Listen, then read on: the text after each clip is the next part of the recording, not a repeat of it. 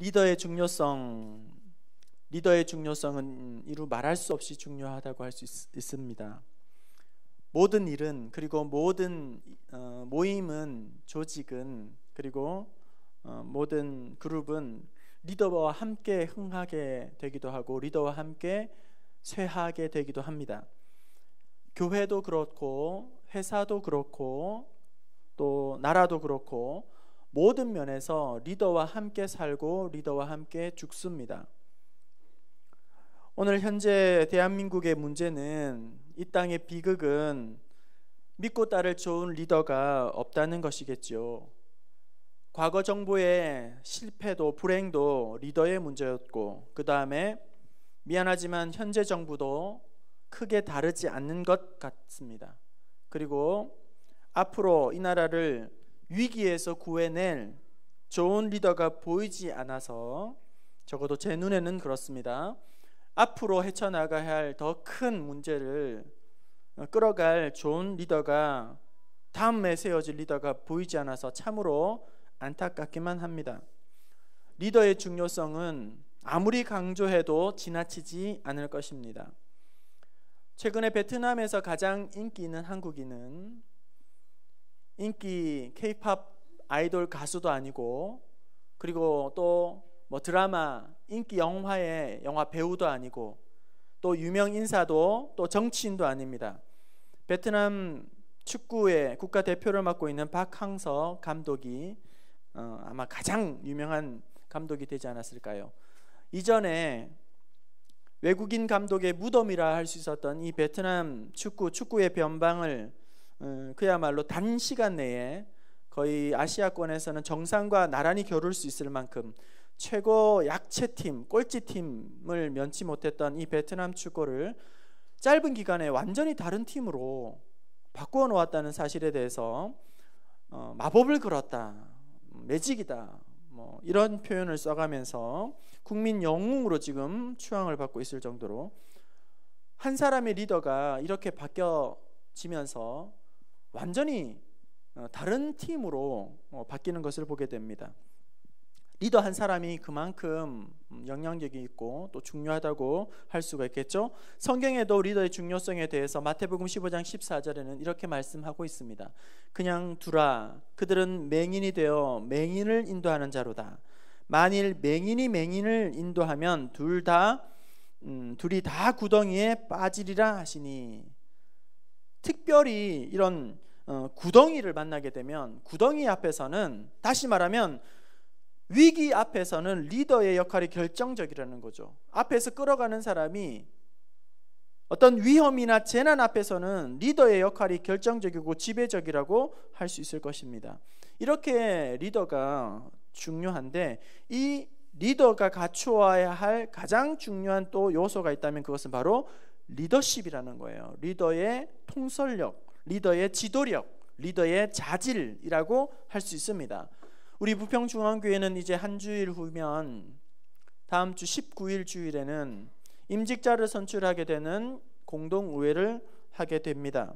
오늘 말씀을 통해서 예수님께서 우리에게 어떤 리더십을 말씀하고 있는지, 어떤 리더십을 가지라고 하고 있는지, 어떤 리더가 세워져야 되는지를 우리에게 말씀해 주고 있다는 사실이죠. 우리에게 명하신 리더의 자격은 일반적인 세속적인 그런 리더십이 결코 아니라 완전히 새로운 리더십을 우리에게 말씀해 주고 있습니다. 그것은 바로 섬기는 리더가 되라는 거예요. 서번트 리더가 되라는 것입니다. 여러분, 좋은 리더, 나쁜 리더, 좋은 리더는 어떤 리더일까요? 잘 섬기는 사람이 좋은 리더예요. 섬길 줄 아는 사람이 좋은 리더인 것이죠. 예수님께서 이 땅에 오신 이유도, 목적도 분명하게 마태복음 20장 28절에 우리에게 알려주셨습니다. 우리 예수님이 왜 오셨는가? 우리 함께 보실까요? 오신 이유입니다. 시작. 인자가 온 것은 섬김을 받으려 함이 아니라 도리어 섬기려 하고 자기 목숨을 많은 사람의 대속물로 주려 함이니라. 인자가 온 것은 아주 분명해요. 섬김을 받으려 한 것이 아니라 섬기려 왔다. 내가 대속물로 나를 내어주려고 왔다, 이렇게 말씀을 하고 있는 것이죠. 세상적인 관점과 기준에서가 아니라 우리 예수님의 보시는 관점에서 좋은 리더는 어떤 리더인가? 바로 섬기는 리더라는 거예요. 낮아지는 리더라는 거예요. 섬길 줄 아는 리더라는 것입니다. 반대로 뒤집어 말하면 나쁜 리더는 뭐냐면 섬길 줄을 모르는 사람이라는 거예요. 섬기지 않는 사람이라는 겁니다. 자꾸 높아지려고 하는, 높은 상석을 탐하려고 하는, 군림하려는 리더라는 거예요. 여러분, 이단의 가장 두드러진 특징이 뭐냐면, 이단의 우두머리의 가장 두드러진 특징이 뭐냐면, 예수님이 받으셔야 할 영광을 자기가 가로챈다는 것입니다. 예수님이 앉아야 할 그 자리를 자기가 거기서 앉게 된다는 것이죠. 그래서 주님이 앉으셔야 할 그 자리에 자기가 앉아서 자기가 왕이 되려고 하고, 자기가 주인이 되려고 하고, 그리고 어떤 이단의 교주를 보게 되면 왕관을 쓰고 다니기도 하고, 꽃가마를 타고 다니기도 하고, 뭔가 쇼를 하면서, 여러분 그런 모습을 보면 100% 이단이에요. 그것은 교주가 왕관을 썼다, 꽃가마를 탄다, 뭔가 이렇게 찬양의 대상이 되고 있다? 그러면 100% 이단이라는 거예요. 이런 것에서 속아서 지금도 많은 사람들이 자기의 젊음을 내던지고 가정을 다 버리고 직장을 다 포기하고 거기에 쫓아다니는 것을 보면 얼마나 이 악한 사단의 마취가 지성을 마비시키고 감성을 마비시키고 이성을 마비시킬 정도로 이 세력이 무섭다는 것을 우리는 보게 됩니다. 나쁜 리더는 자기를 섬기려고 섬길 줄을 모르는 리더가 나쁜 리더라는 거예요. 오늘 말씀해 보게 되면 예수님께서 가버나움으로 그렇게 가셨을 때 제자들에게 물어봅니다. 질문을 하게 됩니다. 뭐라고 질문을 하고 계시죠? 우리 33절과 34절을 다시 한번 읽어볼까요? 예수님께서 제자들에게 어떤 질문을 하고 있는지 봅시다. 함께 읽어볼게요. 시작. 가버나움에 이르러 집에 계실새 제자들에게 물으시되 너희가 길에서 서로 토론한 것이 무엇이냐 하시되 그들이 잠잠하니 이는 길에서 서로 누가 크냐 하고 쟁론하였습니다. 예수님께서 제자들에게 물으셨어요. 너희들이 길 오는 중에 이곳으로 오기 전에 서로 토론한 것이 무엇이냐. 아주 점잖게 그렇게 우리 개역 성경은 말씀하고 있지만 다른 성경에 보면 이렇게 기록하고 있습니다. 길에서 무엇 때문에 다투었느냐? 너희들 무엇 때문에 그렇게 소란을 피웠느냐? 너희들 왜 싸우고 있느냐? 제자들이 길을 가다가 서로 싸우고 있는 거예요. 우리 예수님이 눈치를 챌 정도로 들킬 만큼 그들이 서로 다투고 있는 거예요. 왜 다투고 있는지 그 이유를 물었어요. 왜 너희들 길을 오다가 서로 다투고 있니? 그 다툼의 실체가 무엇이니? 라고 물었더니 그들은 잠잠했습니다. 꿀먹은 벙어리가 되었어요. 왜냐하면 34절에 그들이 잠잠하니 이는 길에서 서로 누가 크냐 하고 쟁론하였음이니라. 다툰 이유에 대해서 다툼의 이 실체를 그들이 서로 누가 크냐, 높으냐, 잘났냐 이렇게 그들이 싸움을 벌이고 있다는 거예요. 여러분 재미있죠? 한번 보십시오. 지금 이 제자들은 누구입니까? 예수님이 나를 따라오너라 라고 하셨을 때 이 제자들은 배와 그물과 모든 것을 다 버리고 우리 예수님을 따랐던 자들이에요. 모든 것을 다 내려놓고 따랐던 자들이에요. 모든 것을 다 포기했던 자들이에요. 자기를 부인하고 자기의 십자가를 지고 예수님을 따라가겠다고 결단한 사람들이에요. 그들이 바로 이 제자들이란 말이에요. 세상 즐거움 다 버리고 세상 자랑 다 버렸네. 주 예수보다도 더 귀한 것은 없네. 그러면서 따랐던 사람들이 이 제자들이에요. 그런데도 이 제자들이 놀랍게도 지금 다투고 있습니다. 그 다툼의 이유는 누가 크냐, 누가 뜸이냐, 누가 더 높으냐, 누가 첫째냐, 그것으로 서로를 다투고 있다는 거예요. 예수님이 왜 다투냐고, 그렇게 무슨 일로 싸우느냐고 했을 때에 그들은 차마 그 이유를 말하지 못하는 것이죠. 예수님 앞에 아무 대답도 하지 못하고 그들이 잠잠하니 이는 길에서 서로 누가 크냐 하고 쟁론하였음이니라. 여러분 이것이 바로 리더의 함정이라는 거예요. 리더의 함정. 리더의 위험이 여기 있다는 것입니다. 여러분, 제자들의 모습을 한번 잘 보세요. 오늘 우리의 모습과 다르지 않다는 것입니다. 우리도 예수님을 동일한 고백을 하고 따라가고 있는 거예요. 예수 믿는 이유 때문에 우리가 출세하기 위해서, 우리가 예수 믿는 이유가 출세하기 위해서입니까? 세상에서 더 잘 살기 위해서, 돈 많이 벌기 위해서, 성공하기 위해서 우리 예수 믿는 거 아니잖아요. 우리 학생들은 성적 더 잘 받기 위해서, 좋은 학교 대학 가기 위해서 예수 믿는 거 결코 아니잖아요. 아무도 없단 말이죠. 우리의 기독교 신앙은 여러분 세상에서 출세하기가 어려워요. 사실은 기독교 신앙은 제약이 많습니다. 기독교 신앙을 가지고 있는 한 불이익을 많이 당하게 됩니다. 기독교 신앙을 가지고 있는 한 손해를 봐야 합니다. 불편해야 합니다. 많은 것을 희생해야 합니다. 우리는 예수 믿는 것 때문에 적지 않은 부분을 포기한 사람이에요. 오늘 이 밤에도 다 편안하게 쉬고 있는 이 밤에도 이 자리에 나와서 예배를 드리고 있지 않습니까? 불금인데, 불타는 금요일인데, 그렇죠? 세상 사람들이 보면 바보예요. 바보. 이런 바보들이 어디 있습니까? 우리는 예수 믿는 것 때문에 적지 않은 것을 포기하고 희생한 사람들입니다. 물질적으로도 그렇고 시간적으로도 그렇고 또 다방면에서도 그래요. 그런데 우리 안에는 오늘 성경에 나오는 이 제자들과 똑같은 마음이 도사리고 있다는 것입니다. 대놓고 말하지는 않지만, 대놓고는 그 말을 못하지만 우리 안에는 높아지고 싶은 마음이 있어요. 으뜸이 되고 싶은 마음이 있어요. 남들보다 더 나아졌으면 좋겠어요. 커졌으면 좋겠어요. 인정받았으면 좋겠어요. 알아줬으면 좋겠어요. 차마 말은 못하지만 대놓고 잠잠하고 있을 뿐이지. 제 첫째 아이가 6살 때 이야기예요. 6살 때 가을에 되면 노회마다 찬양 율동 암송 대회를 하게 됩니다. 성경고사 대회를 하게 됩니다. 암송 대회를 나갔습니다. 유치부 때니까, 6살 때니까. 준비를 하면서 저희들은, 부모는 입버릇처럼 이야기했어요. 주문을 외듯이 계속 이야기합니다. 상을 받고 안 받는 건 중요한 게 아니란다. 암송을 하는 것이 더 기쁜 일이야. 그 말씀이 더 중요한 거지. 성경 암송 자체가 귀하단다. 우리 그냥 감사만 하자. 받고 안 받는 거 중요한 거 아니야. 연습할 때마다 주문을 외듯이, 막 세뇌를 시키듯이, 막 그것을 계속 입버릇처럼 이 아이에게 이야기하면서 성경 암송을 계속 시켰어요. 한 절 한 절 한 절 매일매일. 귀한 시간이죠. 시상에 대한, 그런 상품에 대한, 등수에 대한 기대를 하지 않고 그렇게 계속 연습을 시켰어요.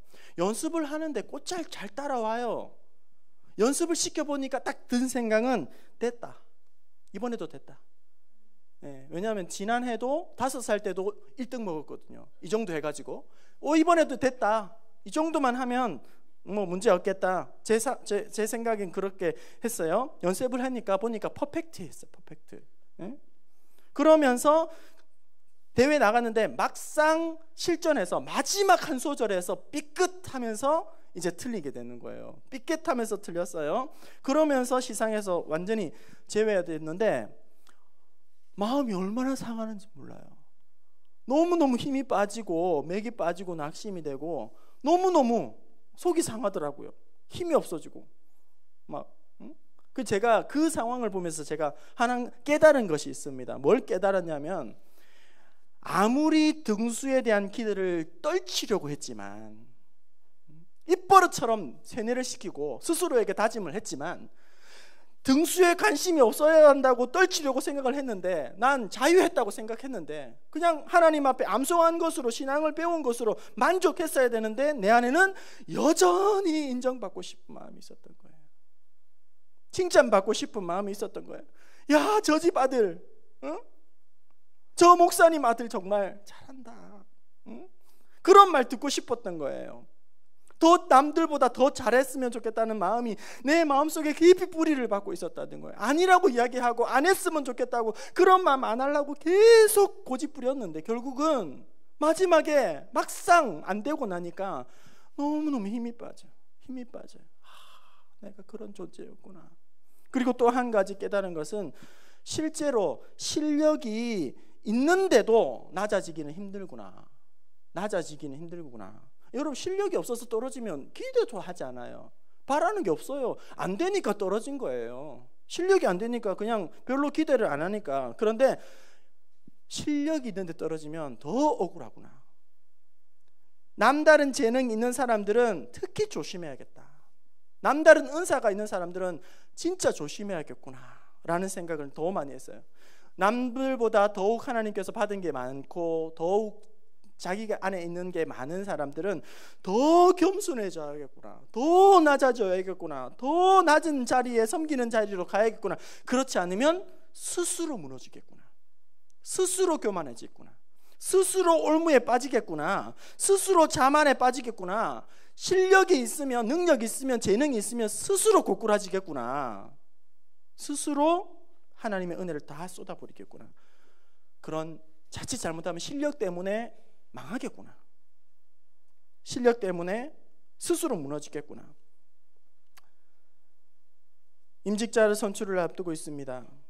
스스로 생각할 때에 역량이 나는 아직 부족하다라고 생각하면 피택이 안 돼도 괜찮아요. 나는 아직 준비가 부족하구나, 나는 아직 더 많이 준비해야 되구나 라고 스스로 생각을 하면 피택이 안 돼도 상관없어요. 그런데 남들에 비해서 빠질 것이 없다고 생각하는 게 문제예요. 나는 남들에게 비해서 빠지는 것이 없다고 여기는데 피택이 안 됐다거나, 또 남들보다 못한 구석이 없는데도 난 피택이 안 됐다거나, 남들이 나보다 더 나은 게 없는데 저 사람이 된다거나 이러면 머릿속에서 이제 108번뇌가 시작되는 거예요.